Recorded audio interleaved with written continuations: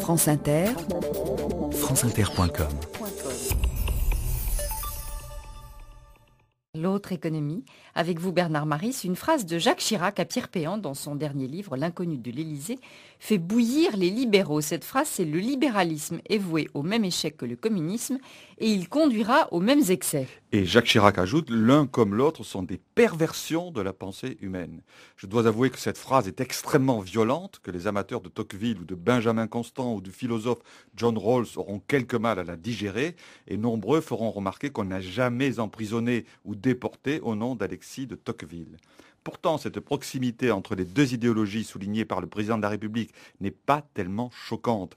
Quand il parle de perversion de la pensée humaine, il me semble qu'il veut dire trois choses. 1. On ne peut réduire la vie des individus en société à l'économie.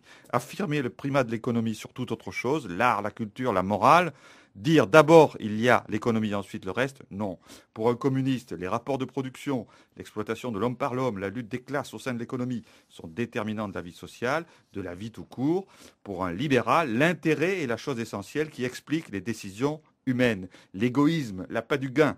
Tout le monde connaît la célèbre phrase d'Adam Smith, ce n'est pas de la bienveillance du boucher, du marchand de bière et du boulanger que nous attendons notre dîner, mais bien du soin qu'ils apportent à leurs intérêts. Nous ne nous adressons pas à leur humanité, mais à leur égoïsme. Deuxièmement, ces deux pensées sont tellement simples qu'elles peuvent s'appliquer à toute situation. Elles sont totalisantes, voire totalitaires. Et le troisième aspect de cette perversion ? C'est le plus important à mon sens. Si l'économie fonctionne mal, c'est qu'il n'y a pas assez de libéralisme économique, dira le libéral. Et c'est qu'il n'y a pas assez de communisme, dira le communiste. Les économistes apprennent en première année de fac une chose simple.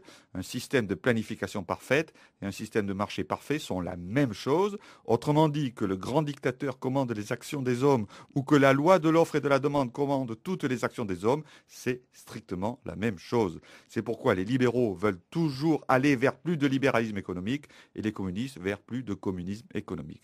Ce sont deux systèmes assez semblables finalement.